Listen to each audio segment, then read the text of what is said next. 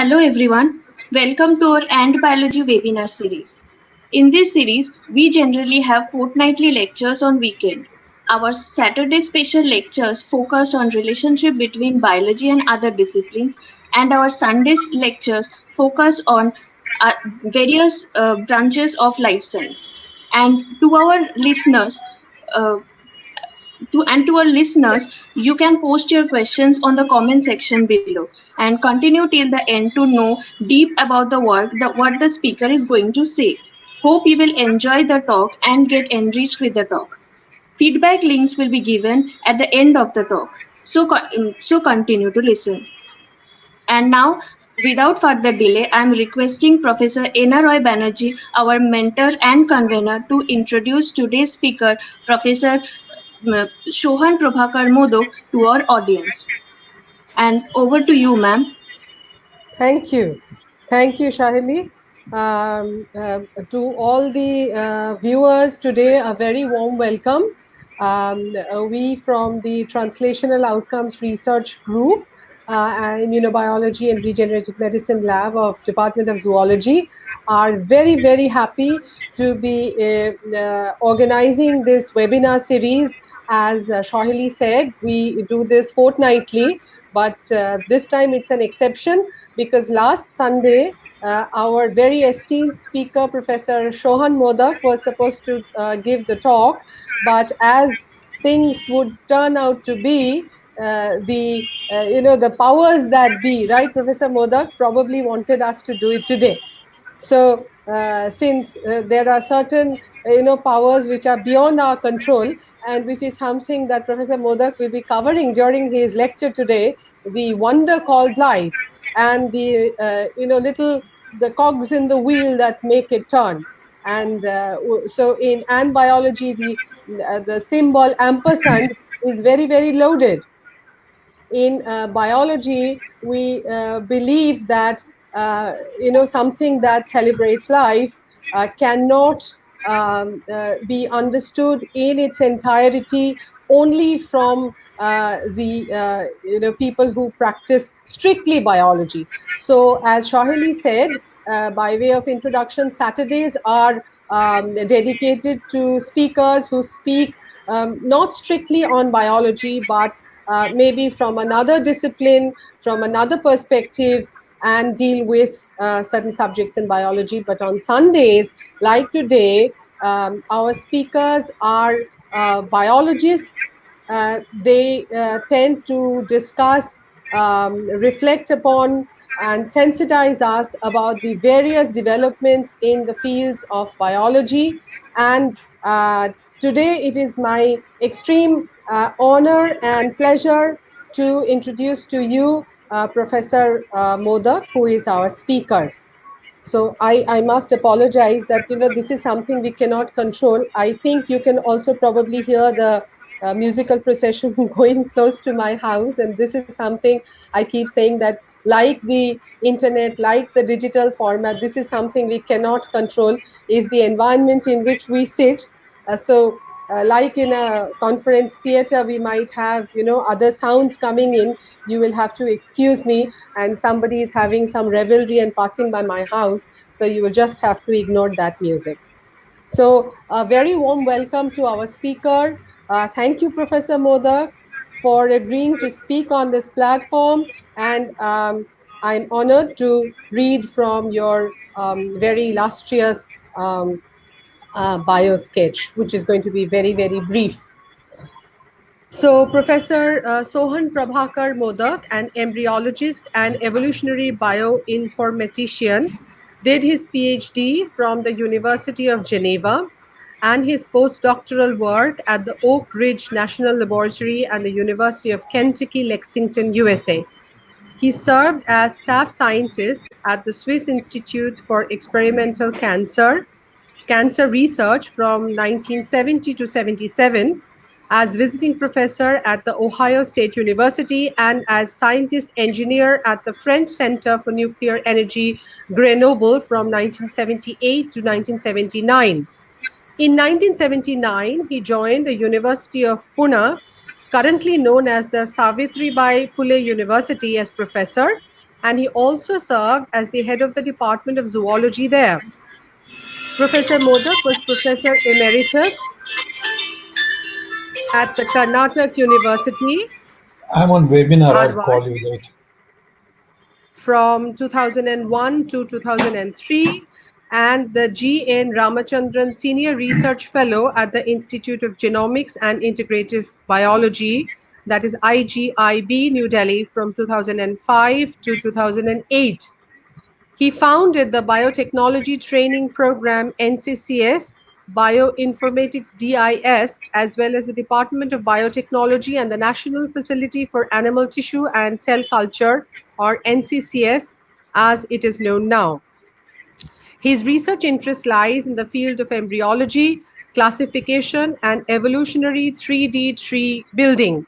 His notable discoveries include the demonstration of the degradation of chick lens cells during normal development apoptosis and molecular phylogeny. And I was just reading your little discourse and that the word apoptosis, and I hope you will be talking about that at the end of your talk, and molecular phylogeny in 3D.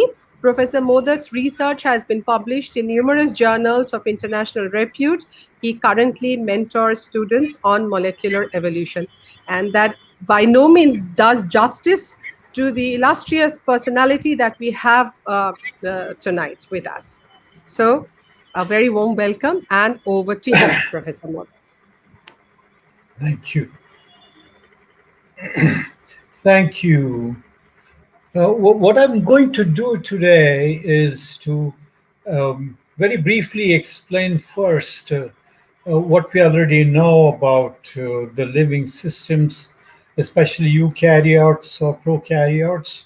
Basically, are composed of living cells which contain four major biochemical molecules, and the information on how to make them and how to reconstitute or compose them into a living entity.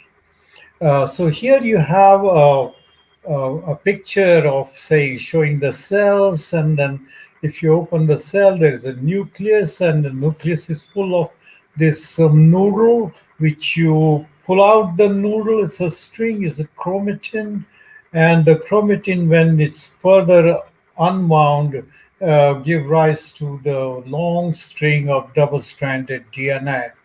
The double-stranded DNA, of course, is, as you all know, is not a naked molecule, but it's complex with nucleoproteins, which protect it from a variety of physical damages, and also protects regions of it from even contact with chemicals per se. And this is the issue that we're going to deal with: genome, and the stability of this DNA molecule is very important for living state. The next slide. Genome integrity and stability are the issues which are fundamental to the living state. Uh, you can see that basically the higher the differentiated state in the system, greater the retention of the stability that is required to maintain its in functional space and time. Stability can be achieved either by redundancy, so that if your part is lost, you replace it by the one that's in the stockpile, as well as from repair by the repair of the damage, which naturally challenges the redundancy. So these are the kinds of issue, because cells are constantly subjected to a variety of damages, physicochemical agents, and DNA is the one which is the major target that matters. Because if the rest of the cell is damaged, then either the damage can be repaired, or of course the cell may die. But if the DNA is damaged, the cell may not die, but may undergo mutation, become dysfunctional, or may even become express disease condition. That's why the restitution of the damage in the DNA to the normal state, without allowing any mutation to occur, becomes very important. And this is something, a process which is ensured in the living systems by presence of enzymes, catalysts, which can repair, which can detect the damage in DNA and can repair them to restitute the damaged DNA to the original condition. Now, there are different types of physical agents and chemical agents which cause different types of damages. For example, next slide, please.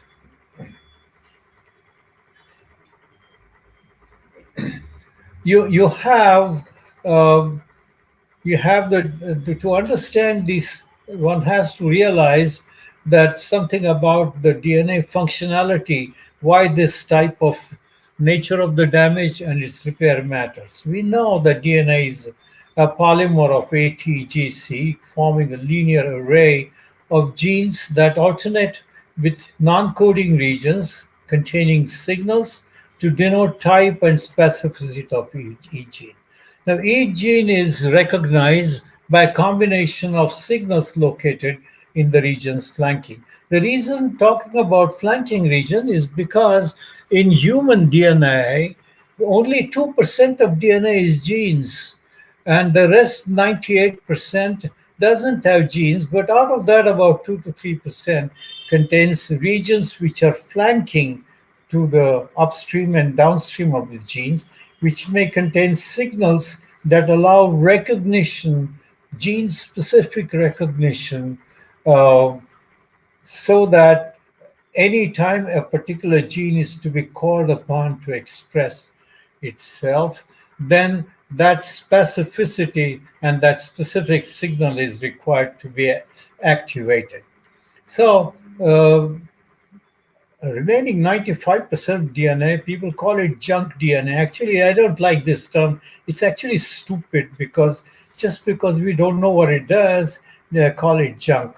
Because there are questions, is it really junk? Or does it include the regions that can form new genes? In fact, we do know that lot of so-called non-coding region contains segments which are translatable into small, short polypeptides. And who knows, by genetic recombinational processes, one can create larger polypeptide sequences. Anyway, there is another issue about this, and that contains what is the other function of this 95% DNA? Well, remember, if you decide to shoot on a target with a gun, then on the target there are many places. So if you want to really reach the center of the target, before you actually do it, you a lot of hits and misses. And this is exactly the issue, that because the genes are flanked by a lot of non-coding DNA, the damaged DNA damaging agent that damage it may actually be doing hit and miss, so that this allows protection of the gene, statistical protection of the gene, by the fact that there are many lot of non-coding DNA around it. The next slide, please. Okay, so DNA is sensitive to damage by a variety of physical chemical agents. And so what I'm going to do is talk about types of damages that take place in DNA and way those are repaired, and then the biological implication and significance in our living systems and the lifespan of individuals. For example, ultraviolet radiation, which is a part of our sunlight, ultraviolet radiation causes damage to DNA called pyrimidine dimers. So if you have paired pyrimidine next to it, dinucleotides, TT or CT or TC or CC, then UV may cause dimerization within them, and this is a very serious kind of uh, dysfunction that is generated, and it has to be removed. So there exists excision repair enzyme, which actually there are enzymes which are crawling over the DNA. They find the damage, they make an upstream cut, then they make a downstream cut, pluck off the dimer, the pyrimidine dimer, and then comes an enzyme which is the repair enzyme. So it comes in, it starts using the undamaged strand as the template, copies it properly, and rejoins the ends. And this is excision repair system. And excision repair system is very well studied in ultraviolet radiation repair. Then there is also a you can also directly reverse the base damage that is caused because single bases may be damaged. For example, you may just throw off the side chain of the, or you can demethylate the particular base and things like that. So there is a possibility of direct reversal of base damage. You also create apurinic acid or apyrimidic acid sites, and these are removed also by enzymes called glycosylases. Next one. The next slide, please. Yeah. Then you got strand breaks. Ionizing radiation, for example, just break the phosphodiester linkage. It can break phosphodiester linkage in one strand, calling single strand break, or in both strands or double strand break. Single strand break repair is quite easy because it's just all you need is a polynucleotide ligase which comes in and joins the strand break. Double strand break is a more tricky one, and quite often it may lead to the double strand break may lead to two strands, for example, moving away from each other. And if they move away from each other, they don't meet. And if they don't meet, then it's very difficult to actually join them. As long as they're held together by chromatin and positionally, then it's possible to join the double strand breaks, although through a quite complex process. There is also issue of homologous recombination, and for example, there is a disease, Hazardoma pigmentosum, which has a series of problems, especially generated through UV damage primarily. And there is a multi-component system that allows the repair. Next slide. So what we did over years, we developed three different techniques. Uh, Two techniques are at the cellular level, one technique is at the biochemical level.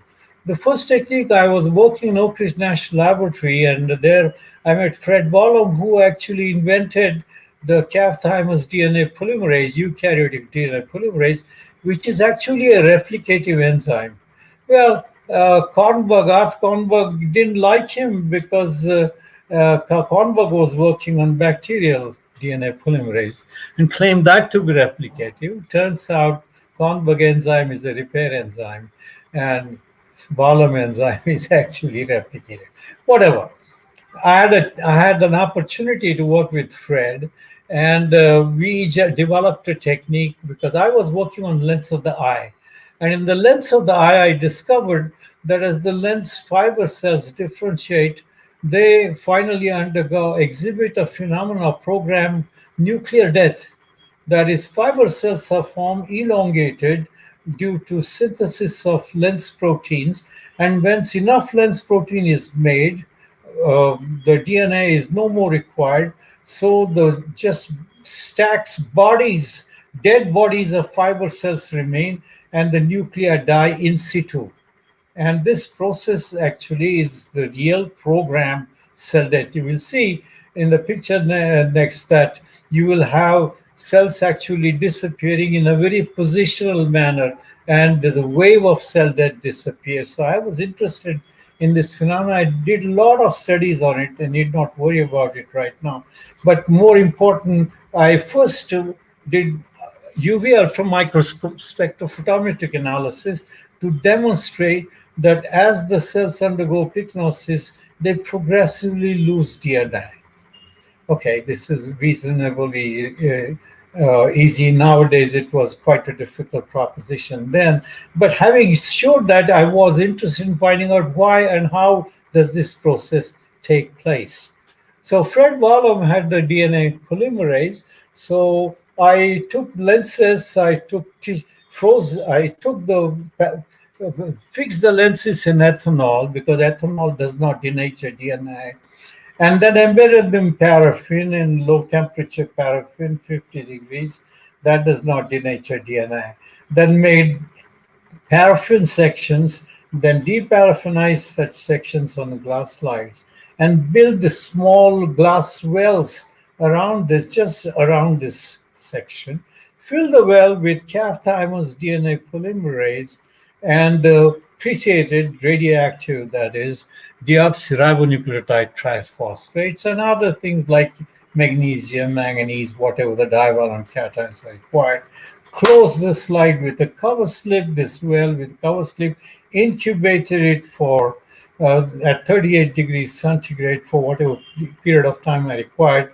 Then I opened the slide, washed off the medium, then treated the slides with trichloroacetic acid in order to remove all the unincorporated uh, nucleotides, and then did radiotography.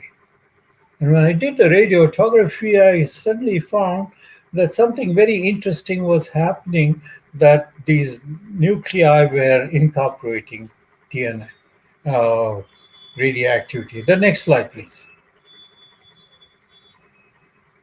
Okay. We can move that next slide, please. Okay, here is a picture of the lens development. Is the top is the lens vesicle is just formed very early embryogenesis, chick embryo, about 3 days of 3.5 days of development, and by the time then it becomes 8 days, 13 days, and what you see, the little blackish shadowy thing in the middle of this white ball are the nuclei, and the nuclei have disappeared. It's unfortunate that this picture is kind of not really high resolution picture. Nonetheless, in the middle, the nuclei have disappeared, and you will see that the nuclei actually have undergone pycnosis or degeneration. Next slide, please. Okay, here is the picture now. Is the lens epithelial cell nuclei, radioautograph, and then they incorporate a little bit of radioactivity because they contain template DNA. So anywhere there is template DNA, if it's denatured, then it will become a template, and calf thymus DNA polymerase can recognize it and carry out in situ incorporation in chilled fixed cell nuclei. Here are on lower half of the lens fiber cells. These are elongated fiber cells. They're still normal ones, producing synthesizing lens crystalline messenger RNAs, and of course, which will be converted to lens crystalline. And then towards the middle, the nuclei become vacuolated and they become fragmented, and they've become very small. And now you can see as they're becoming smaller, they incorporate far more radioactivity than the ones which are on the epithelium or the normal fiber cells. So this is despite the fact, therefore, the nuclei which have the smaller amount of DNA increase show increased incorporation with DNA polymerase. That is because DNA polymerase finds many more broken templates in the DNA of the degenerating nuclei. So what we are really looking at is increased strand breaks in DNA occurring. So we postulated, therefore, for the first time, that this is not only programmed cell death, but this programmed cell death involves actually progressive accumulation of single and double strand breaks. Until then, the whole fragmentation process leads to loss of nucleus, which was, of course, a confirmation of our ultraspectrophotometric analysis. The next slide, please. Then we use another enzyme, which maybe you're familiar with this, which is commonly used in an assay. It's called, also invented by Fred Bollum, and that is a calf thymus terminal deoxynucleotide transferase. This is an enzyme which actually uses only one nucleotide at a time as a substrate. It doesn't like four, it takes only one, any one of the four.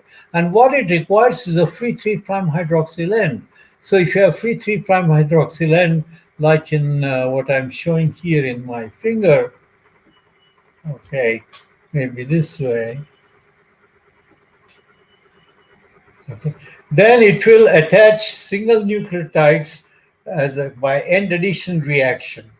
And this is a very rapid synthesis, so that if you have single strand and free single strand ends, it actually can massive DNA synthesis, end addition synthesis occurs. And when that was done, then we could show that nuclei undergoing pycnosis are very heavily labeled, while the corresponding amount of label is substantially less in normal lens epithelial or fiber cells. And we did kinetic analysis, showed what you do in this experiment is that you take the same sections, but depending on some sections you incubate for 1 minute, some for 5, 10. So you can do a time course of incorporation using terminal transferase.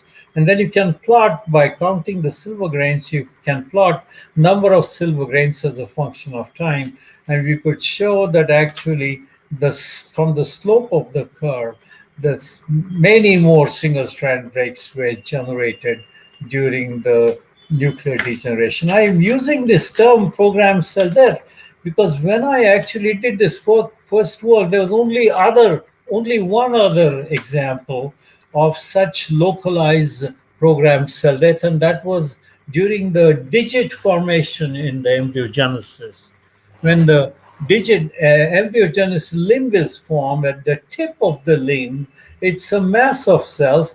Then progressively, at the position of the digit, cells undergo death, programmed death, so that that region separates out into the digits. And this was done by Saunders. And just 3 years later, I did the work on the lens, but I showed this. And it's only much later that people found similar phenomenon elsewhere. And they said, well, they want to become hotshots, so they call it apoptosis. Now, it's a very bad term because apoptosis is a Greek term. In Greek language, it means falling off the cliff. Well, falling off the cliff is a suicide phenomenon. You jump off the cliff or you're thrown off the cliff. Actually, that happens with necrosis. When the cells are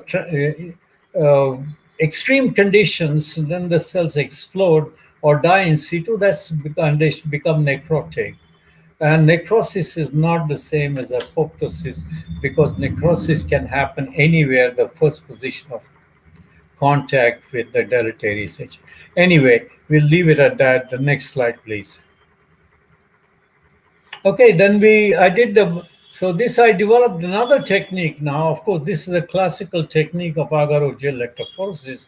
You can see on the left-hand side panel, I took the lenses, then dissected different parts of the lens.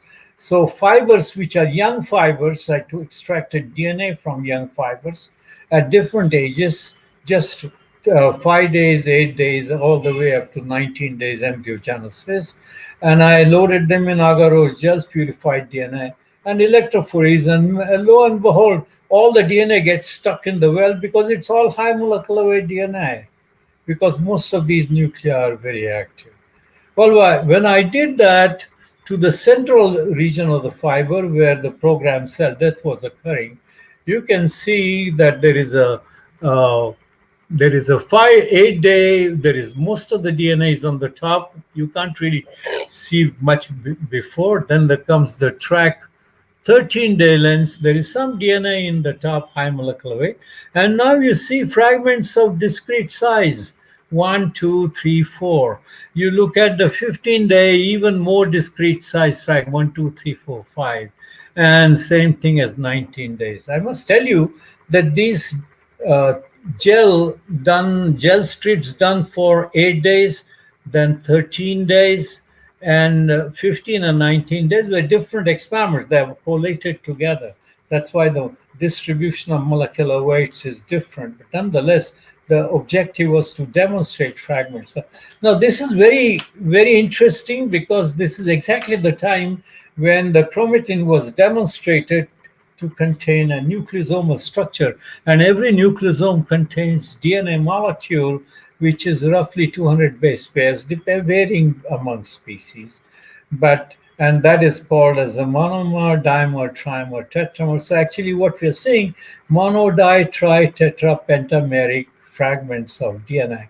So the objects, what this says is that during programmed cell death, DNA is broken down in such a way that you have fragments which are which are fragmentation of the chromatin.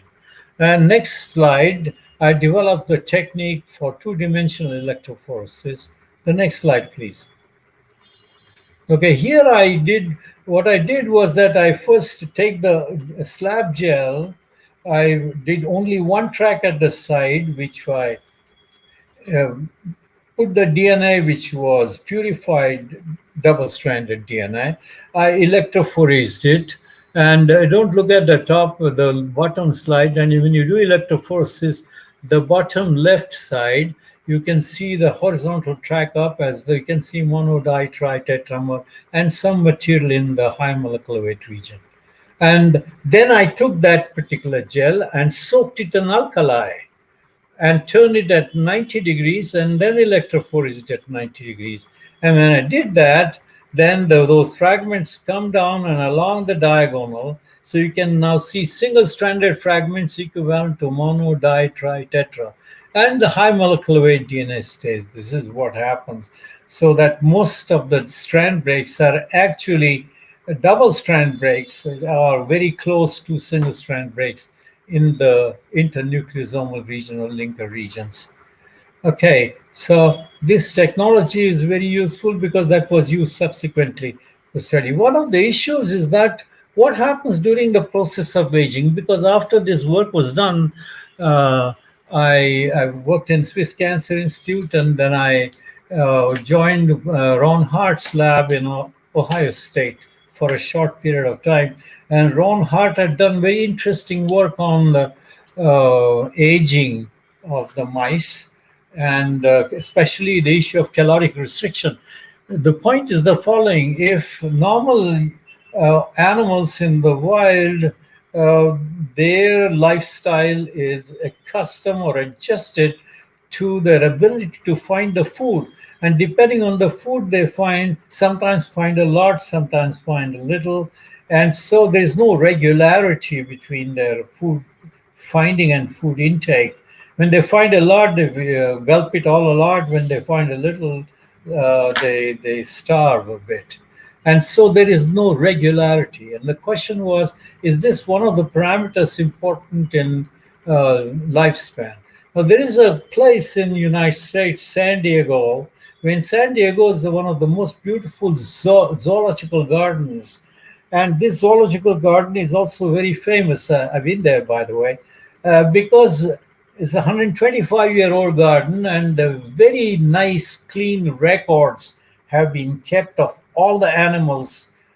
Each animal, records were kept on its daily behavior, how long, at what age it was procured, was it born there, was it taken from outside, and when did it die. So it has lifespan information on a variety of animals. And this is the best data available in the world as far as the lifespan of mammals is concerned. And so what he did was, having done looked at, he established a laboratory for mice, and then to C57 black and A crosses, and he put them in a laboratory conditions and did decide to do caloric restriction experiment. A caloric restriction experiment is such is that if you leave the mice in the laboratory and give them food, they eat all the time. As whenever food is available, they eat like the wild animals do. And so they actually are overloaded with food. So normally caloric restriction experiment involves the following. What you do is that during the day you turn the lights off. During the night you turn the lights on. And only during the night at two particular specific times you supply food. So the slowly mice get accustomed to this, and they eat food only in a time dependent and position dependent manner and availability dependent manner. This is a dramatic effect, and it was noticed that this phenomenon leads to 30% increase in lifespan of mice. And this was the model I wanted to use. Now, Ron Hart had done this experiment, but he has done another experiment preceding this before he was also in Oak Ridge National Laboratory. He cultured human cells like Hayflick has done. Hayflick was the first one who cultured human embryonic fibroblast cells, cultured them in vitro, and when he passaged them, he found that after 65 passages, the culture died. And he invoked the principle of human cells in culture exhibit finite lifespan or finite number of cell division cycles. So Ron actually took such cells, grew them in vitro in conditions of finite lifespan conditions, and at different times during the lifespan, he irradiated them with ultraviolet radiation and then gave them a pulse of tritiated thymidine in the absence of UV, and then found the incorporation, which is in equivalent to excision repair. And he could demonstrate that the cells immediately underwent excision repair. However, the amount of excision repair varied between the time of lifespan. This is something I'll show you later. It is relevant to what I said just now, but it'll come a little bit later. Next slide, please. I wanted to look at another system to apply this problem of localized incorporation in situ labeling method of determinant transferase. And during the reproductive cycle of the mice, they undergo, if the female mice undergo the standard every month, they undergo the problem in response to the hormones, and you get in a pseudo pregnant type of scenario, the vaginal epithelial cells begin to exhibit programmed cell death, and keratocytes die. So we took the keratocytes and sections of the vaginal epithelial cells, vagina basically, and incubate them with terminal transferase. Now, there are two ways you do the experiment. You take the ethanol fixed slides and do the treatment. And then, another case, as a control, you treat them first with denaturing agent and then give the enzyme. So, when you denature them, more strand breaks become exposed. You can see the top one is vaginal section, the epithelial cells on the right side, and they're undergoing pycnosis in pseudo-pregnant mice. They're labeled. But when you took the acid denatured ones, they label even more, much greater amount of labeling occurs. This simply is a control for the experiment. The point of the exercise is that even during the programmed cell death in vaginal epithelial cells, you get accumulation of strand breaks, which are appearing prior to the loss of the cells. The next slide, please. So, terminally differentiated and aging postmitotic cells accumulate lesions in DNA due to defective repair system. That was what I postulated in 1972. And now there's enough evidence has gathered over, I said 30, but actually 50, 60 years now, 50 years now that this is true. So nuclear degeneration during programmed cell death and appearance of repeating class of low molecular weight fragments that are related produce differential digestion in vivo of the lens chromatin. Now, it is suggested that the chromatin structure controls the accessibility of damaged DNA sites to repair enzyme. Thus, chromatin structure as well as DNA repair enzyme together control the maintenance of genome integrity. And also significance of repair potential and cell proliferation potential, the latter delimited by Hayflick's experiment, determine the stability of differentiated state. So I've been interested in the process of what is the stability reason for a stable differentiated state. For example, a fibroblast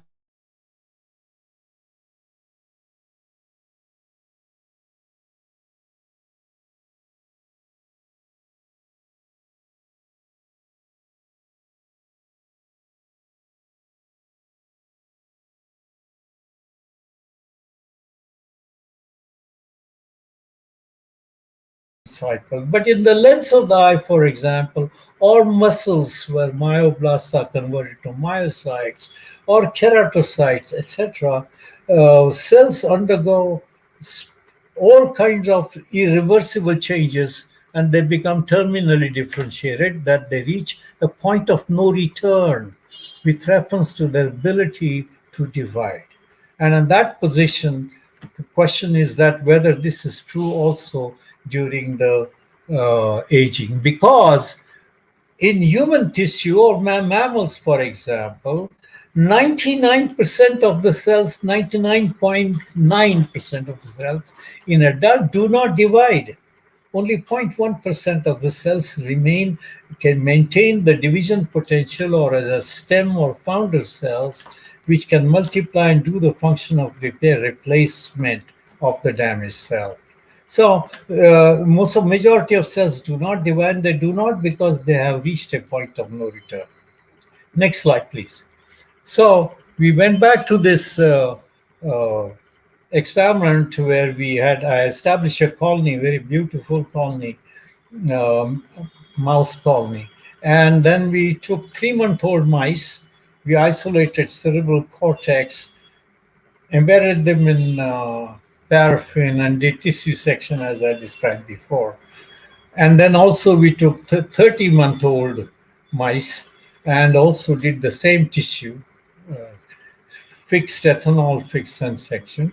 And then we also took 3-month-old mice. We first irradiated them with 20 grays of X-rays, and then fixed them and took the cerebral cortex. So you have two samples, 3-month-old mice, 20th old, not 28-month-old mice. You have sections which are ethanol fixed and of course unirradiated. Then your X-ray irradiated, ethanol fixed and X-ray irradiated. And then your sections which are uh, ethanol fixed and then acid treated to denature DNA in situ. And now these sections were incubated with calf thymus DNA polymerase.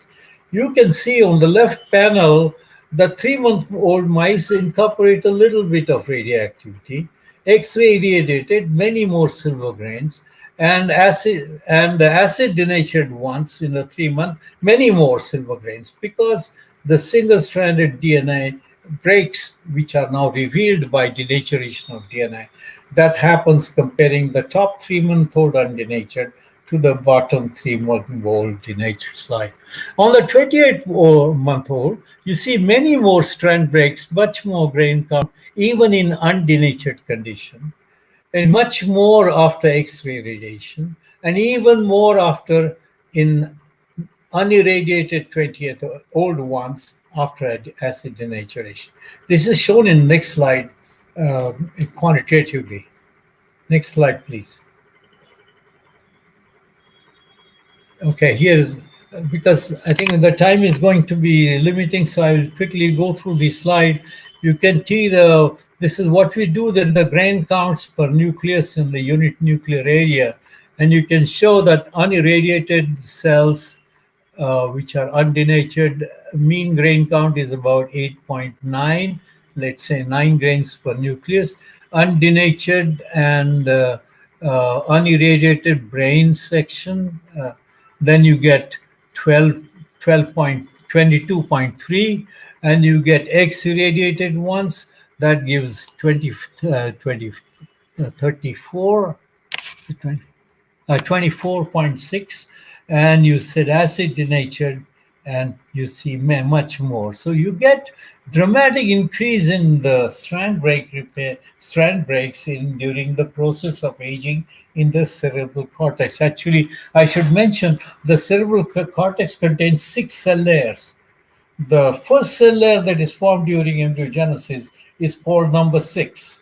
And then comes number 5 and number 5, because the number 1 is the most exterior one, and number 6 is retained towards inside. So you also see the cell layer dependent changes in the aging process. Basically, the next slide, please. What this is showing is that, next slide, we also measured the methyl residues, 5-MC residues, by an immunoprecipitation reaction. and you can show that as a function of age in the liver cell nuclei, the amount of 5-MC levels decrease. This is 5-MC level from DNA and not chromatin. Remember that. Purified DNA and you isolated the 5-MC. The next slide, please. Okay, then we look at the chromatin itself. Here is the total lifespan of mice, starting from newborn mice. This is actually 2 weeks postnatal liver, then going to 1 month, and from 3 months to 26 months is a flat curve, and then it goes up. What we are actually looking at, we're isolating nuclei, digesting them in with micrococcal or staphylococcal nuclease, and then looking for acid perceptible DNA in a limit digest. So what happens is that whatever the DNA is accessible to this enzyme is digested off, and the rest remains undigested. And what you're really looking at is stable chromatin regions which are not accessible to micrococcal nucleus. Lot of this DNA, about 70% of the region is accessible in a very early embryonic, early postnatal stage. And by from about 3 months to 26, 25, 26 months, 50% of the chromatin remains uh, um, resistant to micrococcal nuclease, and then this resistance increased up to 63% during the last 20% of the lifespan, or 15% of the lifespan, to reach 63%. Remember, if you have nucleosomes of DNA with 200 base, if the entire DNA is covered with nucleosomes, and then roughly about 70% of the DNA is covered by actually histone particles, and the 30% is in the linker DNA. So maximum amount of DNA that you can digest when entire DNA is covered with chromatin is 30%. So 75% is maximum that will reach, and actually we're reaching that level almost by the time end of lead. So what we conclude, therefore, that aging process involves not only accumulation of DNA strand breaks, but also uh, uh, inactivation of chromatin, its condensation and accumulation of sun. If we measure the amount of histone, the actual amount of histone does not increase. This is surprising, but that means that there must be free molecules of histones in the cytoplasm which has come off. There is an alternate explanation, and that was by Weintraub. Harold Weintraub suggested that some nucleosomes exist as half nucleosomes, and they remain attached to DNA. Half nucleosome, that means H2A, H2B, H3, H4 histone only at a time. In a nucleosome, there are dimers of these. So in a half nucleosomal DNA is completely sensitive to micrococcal nuclease, while in a full nucleosome, it is resistant. And maybe that's what's happening. The next slide, please. The next slide. So I think we will just, this is what I have said, so you can go to the next slide, please. Okay, here's the excision repair phenomenon. It's about the last two slides now. What Ron Hart did actually was measured the amount of excision repair in primary cell cultures at different ages. So what he did, he took, for example, cultures from shrew going to the mouse, then the rat, hamster, uh, cow, elephant, man. Actually has done 20 more other species, but I'll show this as an example. You can see that as a function of time, what did I do? Take the cultures at the same age after primary culture, then hit them with the same dose of ultraviolet radiation, and there, by the way, the cells are in the same concentration on the plate, same amount of UV is given, and the same amount of radioactive isotope is provided in the culture conditions. The culture medium is the same, and then you allow at different times, you take samples to find the amount and fix the nuclei and find the amount of silver grains accumulated. So what this plotting is the average number of grains per nucleus is a function of time. And oh, lo and behold, in the mouse shrew, for example, the plateau reaches much faster than comes the mouse rat, and it's much higher incorporation in man. And what this was said is that when you take this kind of data, plateau positions, that is maximum incorporation in man, elephant, cow, and also chimpanzee and gorilla and all these animals were done and plot such a silver grain data, plateau silver grain data, against the log of the known lifespan as was recorded in San Diego Zoo, you find a straight line, semi-log plot. What this directly means is the repair potential, at least UV repair potential, is directly proportional to the log of the lifespan. So if you have more better repair, you will live longer. And this is probably what caloric restriction does, is that it ensures the improvement in your repair potential.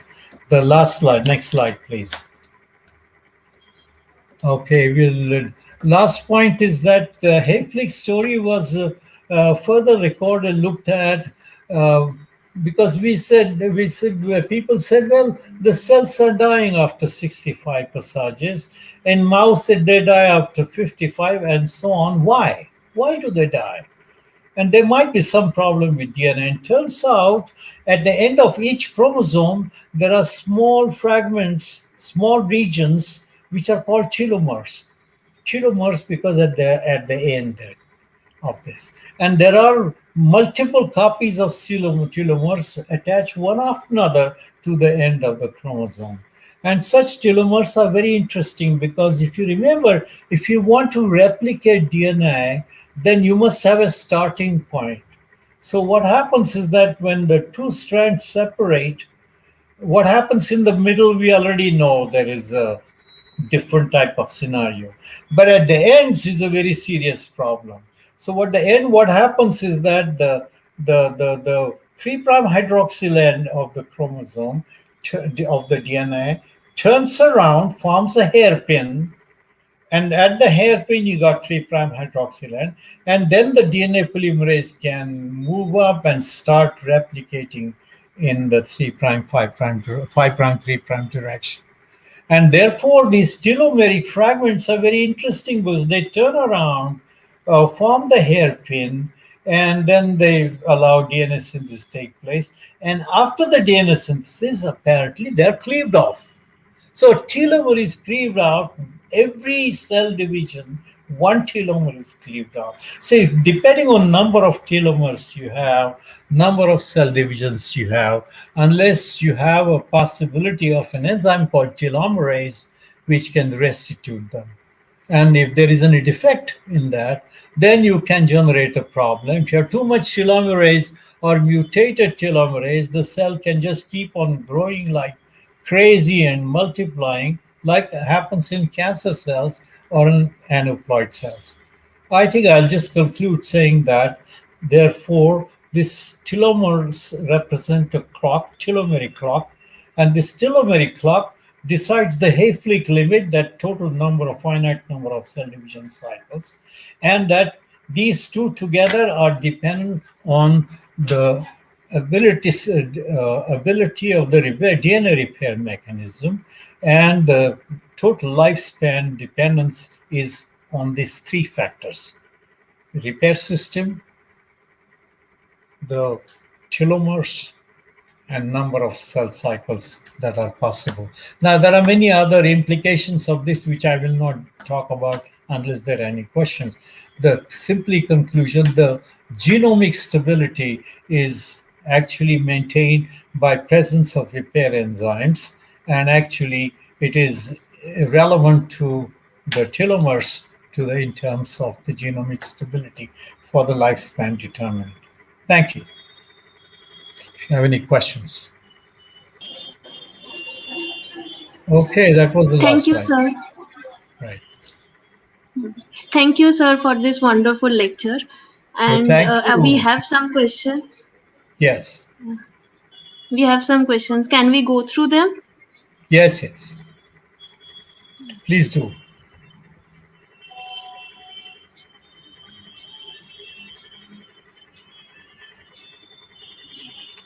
Oh, And the DNA strand. Yeah, the DNA our strands first break. The first question is, why do yes, DNA strands why break? do DNA strands break? Right.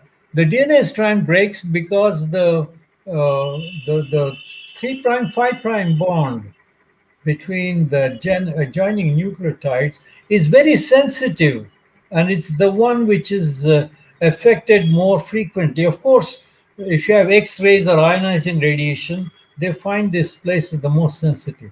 Naturally, the ionizing radiation can also affect the purine ring or pyrimidine ring, but that will cause apurinic acid flip off the purines or pyrimidines. But not most obviously, even in that case, this will lead to a strand break. So DNA strands break because the physicochemical, the it's a covalent linkage. That linkage is broken rather readily. Next. Now the second question comes for Yeah. mutation of P53, is there any chance of DNA repair? Yeah, there is a chance of DNA repair, but it's much more difficult proposition. Because you depends on the listen, I told you there are a number of types of DNA damages, and there are different types of repair systems. So depending on the type of the mutation, I mean type of the DNA damage that is affected, the P32 mutation will come in, because P32 mutation does not really is not really effective in all necessarily all kinds of repairs, but some kinds of repairs more than the others. So it depends the type of the damage accompanying mutation of the P53. Whenever the kind of damage has no relationship with role of P53, then of course it will not be affected. Okay, thank you, sir. Our next question from Nobbendu Mukherjee. Can we destroy cancer cells by attacking it with zero-dimensional molecules or by tagging it or coating it with bio-nanofilms by preventing it to proliferate further? Yeah, actually, this is what people are trying to do that right now. The problem is that you need a targeting system. For example, people try to get nanoparticles which are coated with an agent which specifically bind to DNA or bind to the cell surface, which has a specific antigen, like a cancer antigen on it. And then the particular nanoparticle with the antibody will attach to it and can target such a cell specifically. Because in vivo there is the issue of coating it does not exist, because there is a random distribution of cancer cells. When it's in a tumor form, then it's a localized scenario. But when you got metastasis, the cancer is spread in large number of spaces.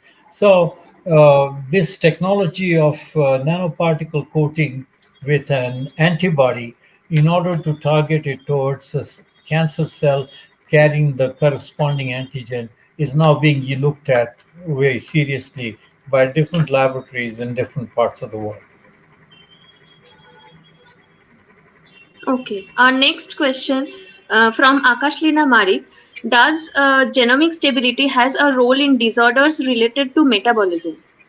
Yes, it is, of course. That's what the one of the example was, of course, the xeroderma pigmentosum.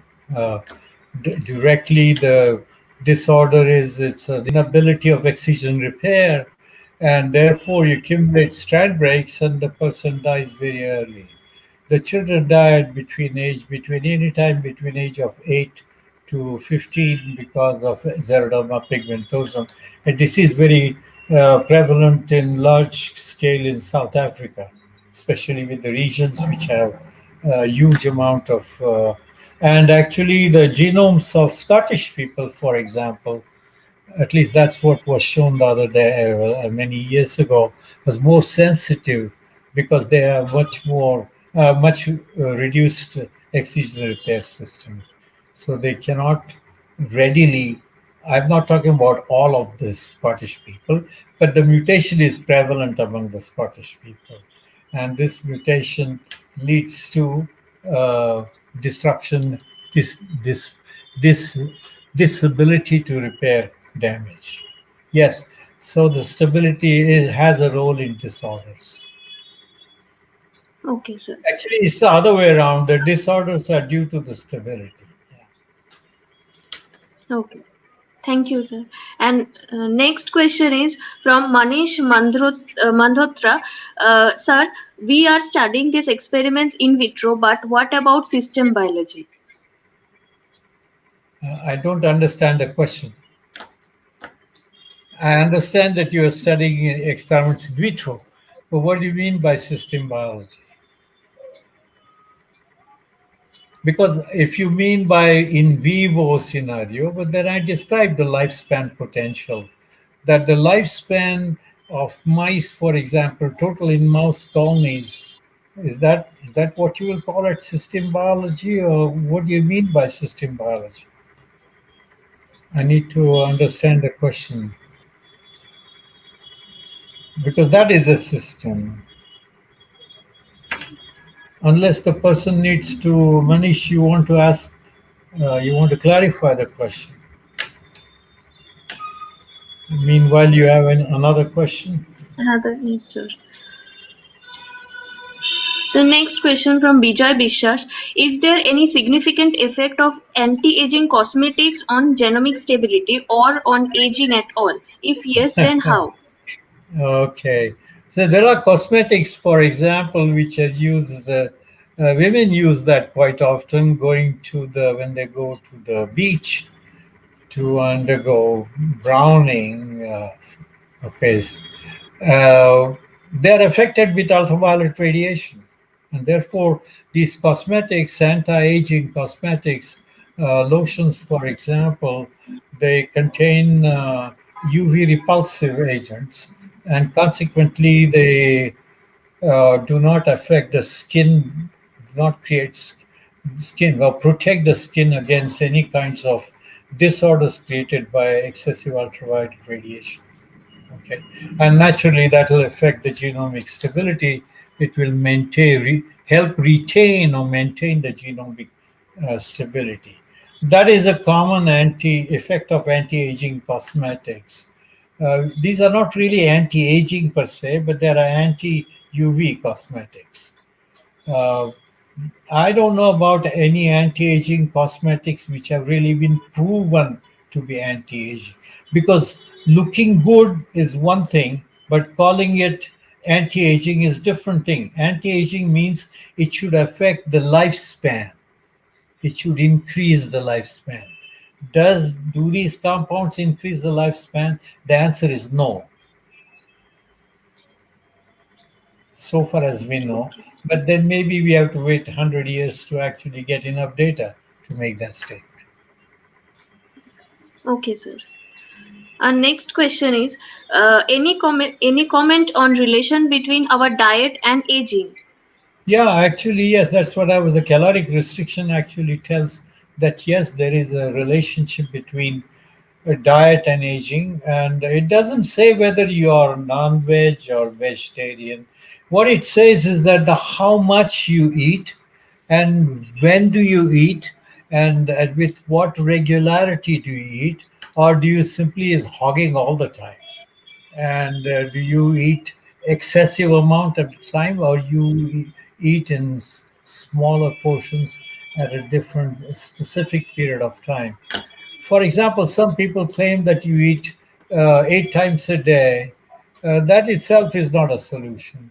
You eat a lot of eat it twice a day. It's not a solution. Actually, the caloric restriction experiment shows that actually one has to eat just enough, maybe 1 or 2 times a day.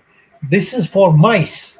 I don't think this particular scheme has been well established for humans as yet. But answer is yes. Diet has the amount and the timing of diet intake does have something to do with lifestyle. Okay, sir. These are all the questions from the comment section, and Okay. thank you for your all explanations. And Yeah. now I will. Anything you want to say?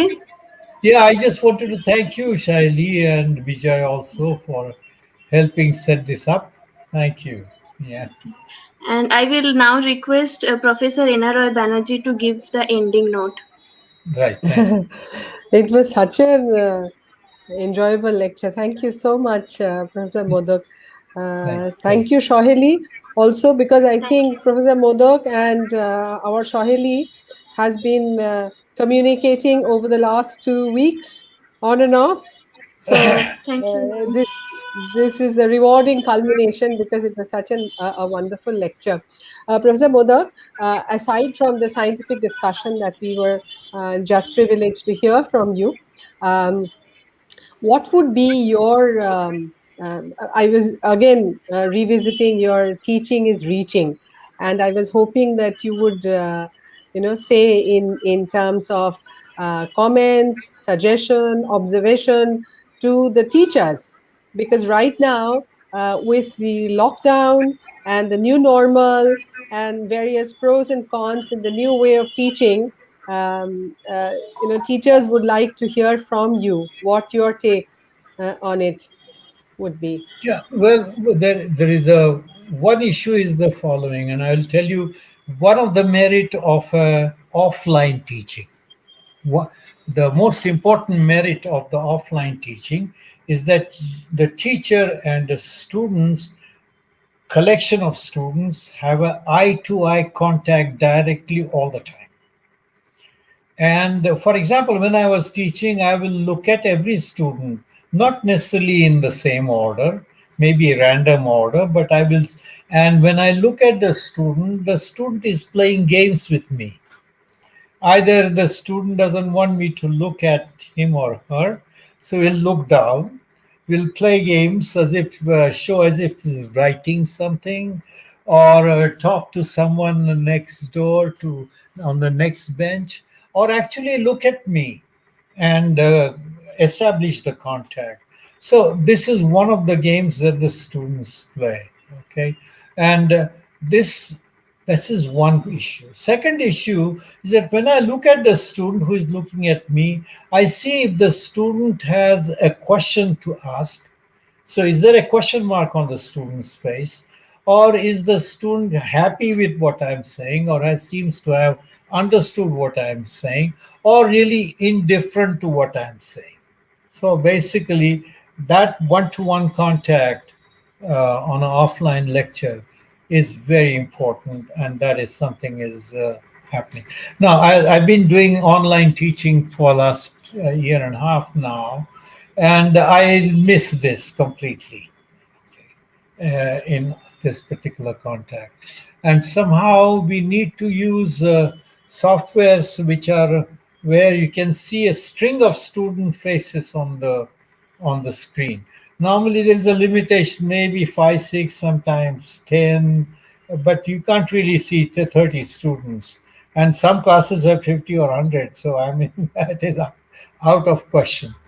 So there is this difficulty in the eye to eye because student to teacher contact is affected in online teaching. There's nothing you can do about it unless there is a better technology available. Now that's one issue. Second issue is the problem of the teacher and the student. Uh, there are no stupid students, by the way. That's the first assumption you must make.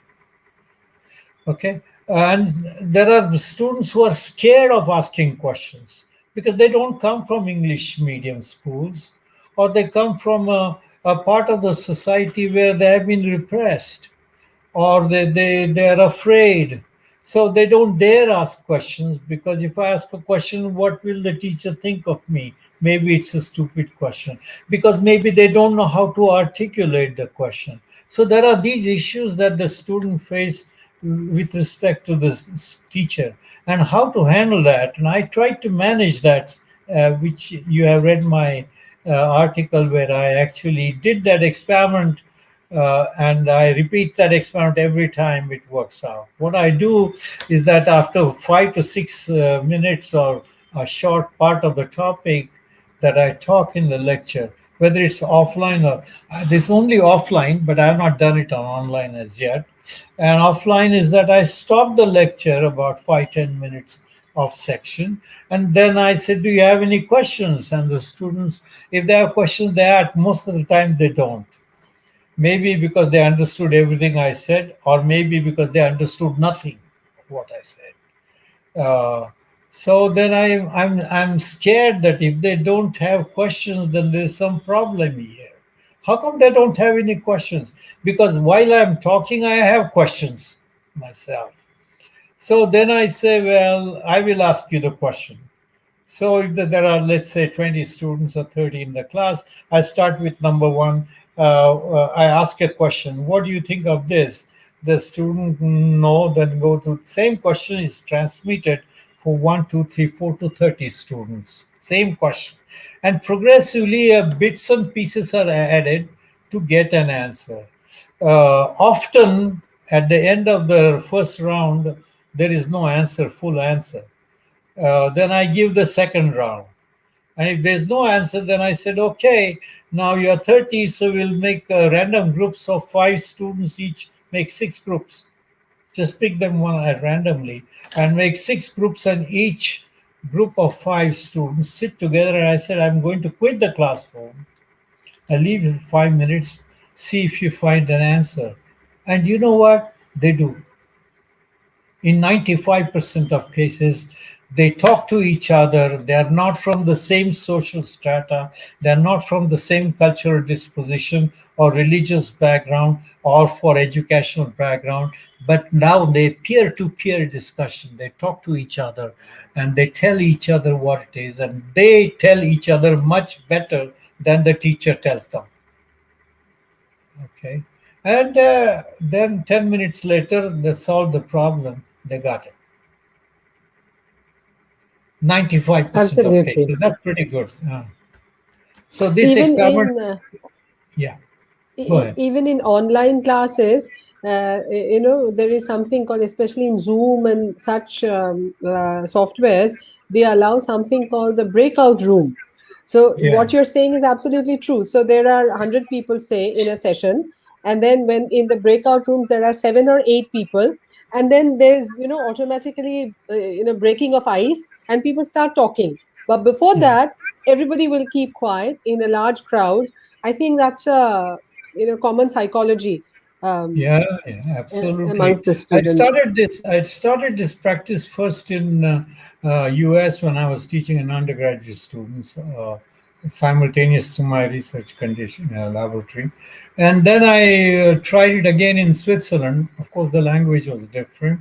And then when I came to India, I said, this is it, because here the students should have no difficulty in English language. US, the English is different. It's a slang. In Tennessee, it was a college of black students, and their completely different language or slang is quite different. And there, of course, interactivity with the teacher is totally different than the else places. So I was experiencing, and the experiment worked. Finally, I got a chance to work it in India. Then subsequently, I've been teaching different parts of the country or elsewhere in outside India, and it works. It works beautifully. Peer-to-peer interactions is very important, and that's what we teachers should be doing: inciting, stimulating peer-to-peer interaction instead of allowing them to form them rival groups of competitors. Especially in science innovation, something that probably we all have been discussing is that, school students, especially in our system of learning, are made to rote learn a lot of the things, and Yeah, write whatever is in the textbooks, and that goes from the undergraduate to the postgraduate level. Especially in the new normal, we were all, that's right. since it's an open book system, and everybody is, copying from the textbooks or whatever, and then Yeah, we were all thinking that we should give critical questions, but this yeah. criticality has been so missing. So why don't you say, um, what your thoughts are on that. Please No, share I your think I thoughts with agree. us. I agree. This, for example, I'll give you a sidekick example of examinations, online examination. I've done online examination, and I know when I'm doing online examination, the students have their books around, and each one copies lines directly because with computers you can do copy paste and they produce a printed answer, copy paste answer, and you can even see that the first two lines were in different font, and then the next two lines and the next third line was not only different font but different size. So they are simply copy pasting, and this does not tell whether they are understood.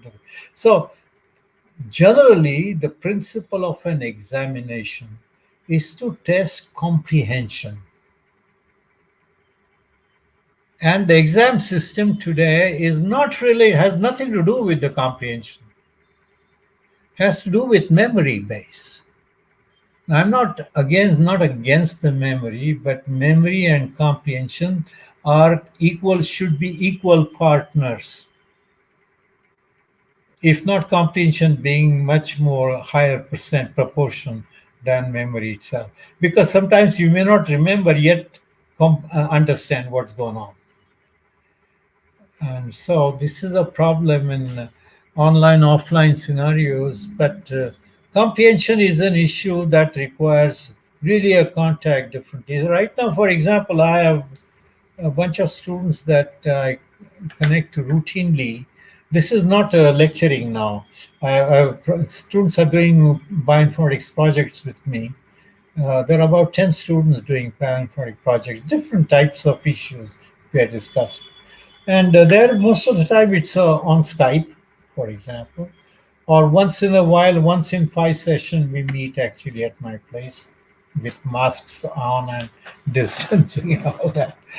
But nonetheless, comprehension comes a very important issue that does not take place on Skype, but suddenly some of the problems get resolved when we meet once in 5 times.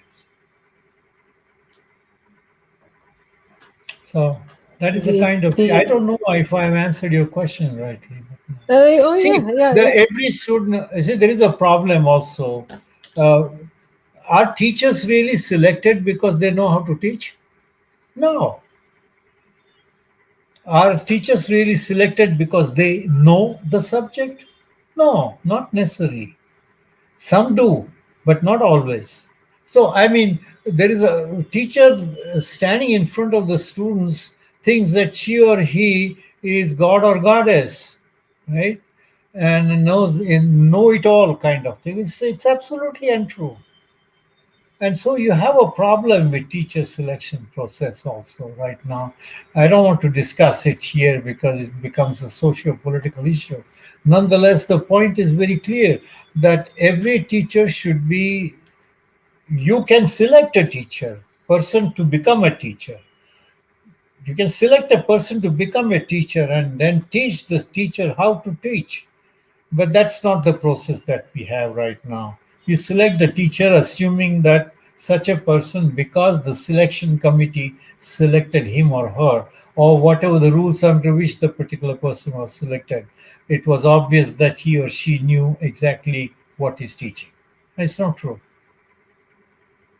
So these are the structural issues in the system, yeah, systems issues. I don't know how to yeah. handle this. And Becomes it's since a serious problem. everything is really a continuum, one thing leads to another. So since you Yeah, mentioned this is, socio-political issue, or the way we think, the way we perceive things, down to the science that we do, which yeah, brings us to another issue of malpractices in science. So yeah, the questions that I have been putting across to you, the discussions that we are having, and I think people who are watching now and people who will be watching later, because your talk will be archived, we are all, probably the older of us, are discussing how we can make things better, and the younger people are very baffled, especially because of the new challenges. So I yeah, think one thing is really very closely related to the other, science perception, scientific temperament, the way we teach science, the way teachers are selected, the way examinations are conducted, all lead to that scientific innovation, which is ultimately what it is all about. Yeah. So, what would you like to say for that? That Well, failure listen, is not encouraged. I have, for example, UGC started this teacher training workshops. I conducted maybe of 20, 25 teacher training workshops, college teacher training workshops. And you know something, I conducted them in different subjects in genetics, molecular biology, development biology, phylogeny, God knows what. And every time only 10% of the teachers actually uh, were actually convinced of what went on. But then I would say that those are the same 10% good teachers to begin with. The other 90%, they took a vacation for. Uh, they got a 5, 6, or 10-day vacation depending on the length of the training workshop, and they were enjoying having fun. Right now, I'm not complaining against that, but I'm just pointing out what happens. So we need a different kind of methodology to actually approach this problem. And it's not just the simple teacher training workshops where one teacher is acting as a teacher to the teachers kind of thing. Because the same problem comes in. The teacher is afraid of asking questions. Does he think or she thinks that maybe my question is stupid? Or the teacher thinks that his question is stupid. And there are no stupid questions and there are no stupid students. That's the first conviction the teacher must have. Only stupidity comes from the teacher, the way he or she actually expresses herself and his or her disability in communication skills. So, communication skills are the issues fundamental to any interaction, vocal interaction between the students and the teacher. Indeed.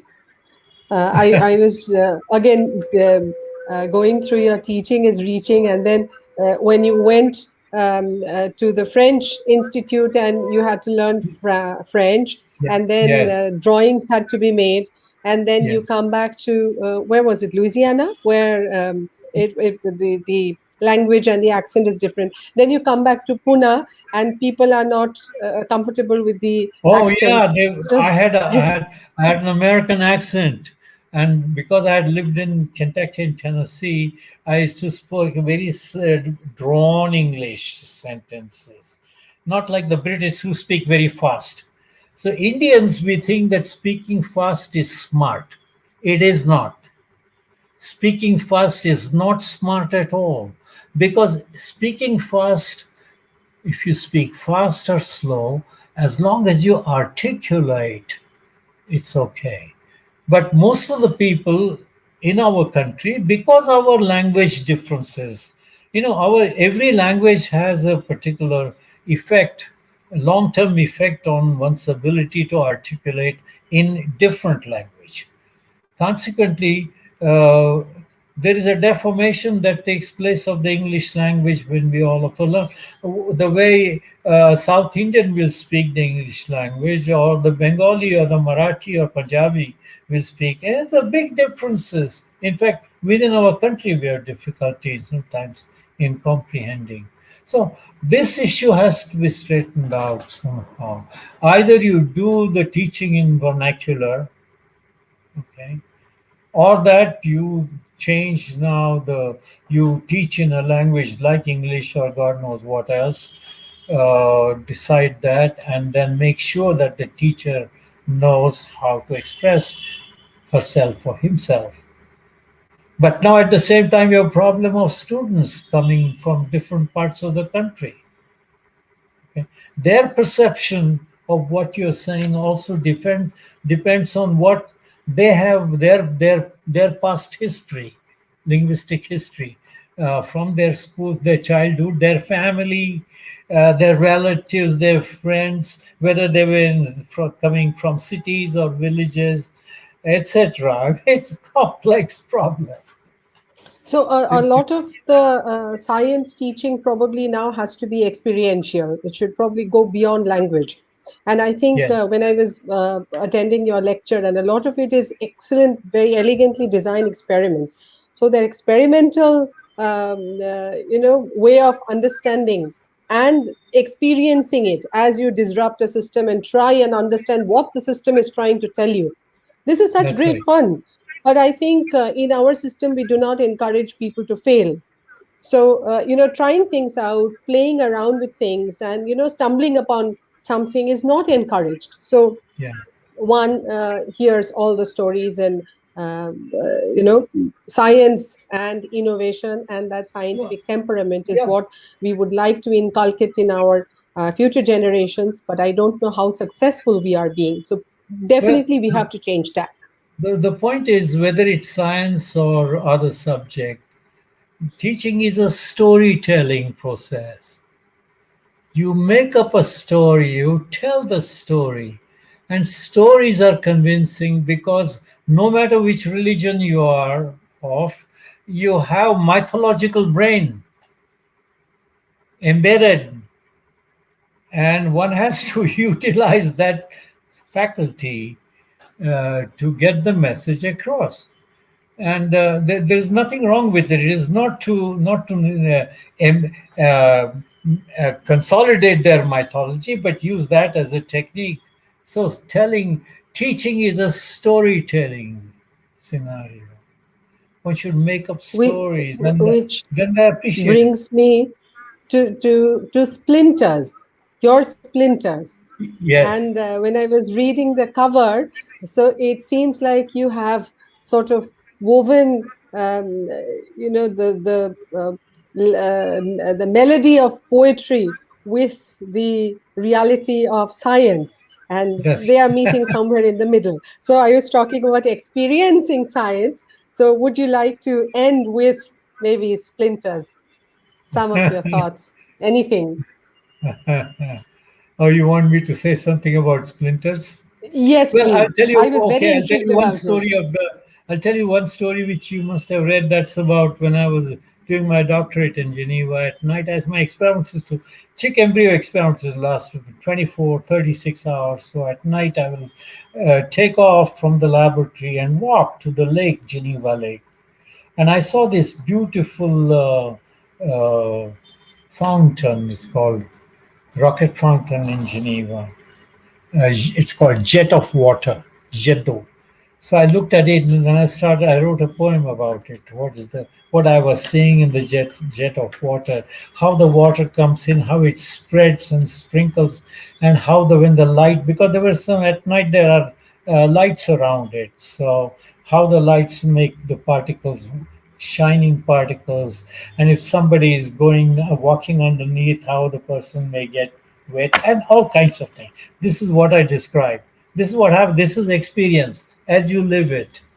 So you look at Is the there any poem particular Jeddo. poetry on If genomic have you stability do and you have cellular the aging? collection, or do you Not have the yet, collection? not yet. You know, I okay. will. Maybe I'll mail you that poem. Okay. So, Then you can is take a there look. And one there are on many genomic such things. stability? Is Pardon there me. one on genomic stability and cellular aging? Yes. Oh, there are difficult, but no, I must say that in there my science was not affected much.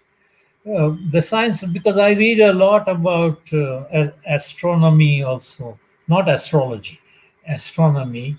I'm always thinking about perhaps establishing a colony of like-minded people on the Saturn, for example.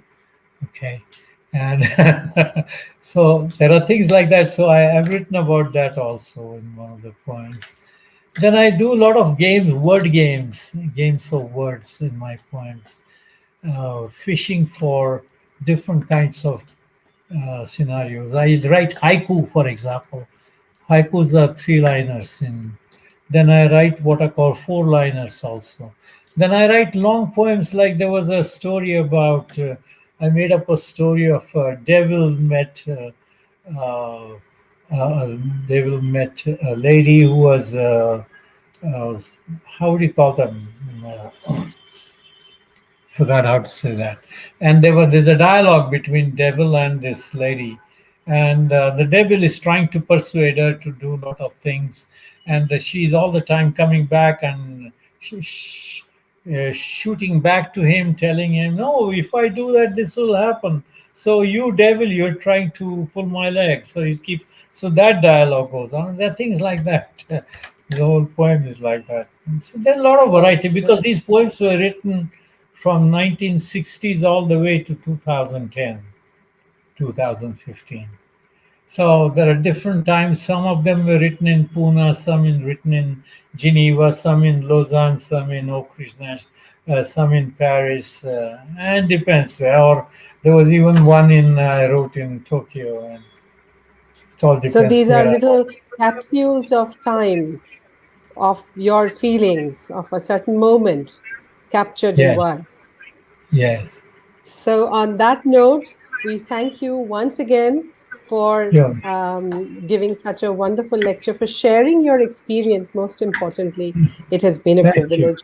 So So, pleasure please is take mine. care, and I Yes. hope you will come back and again speak on our Yeah. webinar. Incidentally, if you want to have a one on phylogeny, I mentioned it to Saili. I have a, a topic I prepared for some time now. It's called Darwin's Dream. Okay, when Darwin proposed phylogeny and evolution, what he meant to see, which I call Darwin's Oh, that Dream, would and be excellent. So, so we will molecular schedule phylogeny another talk as very soon. yeah, right. Okay. So that will be Yeah, interesting to geneticists also. That phylogeny based on single traits is has meaningless, but right, phylogeny must be based on multiple traits, and that's what Darwin trapped.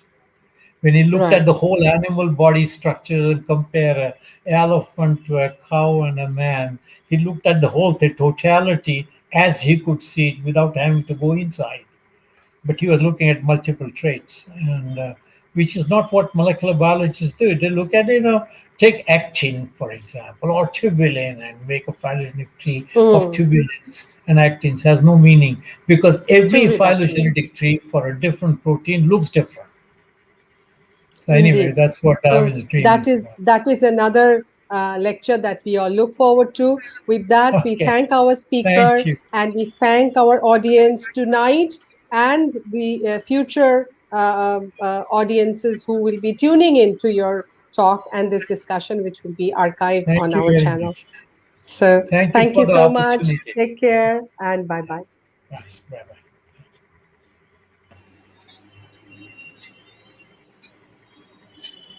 Thank you, Saili. Thank you, sir. Right, bye. And lastly, thanks to our audience who for your patience. And if you like, you can like this session, and you can share with your friends and colleagues and subscribe this channel, and also join us on next session, which will be on 20th March and 21st March next weekend. So till then, stay happy and stay good. Thank you.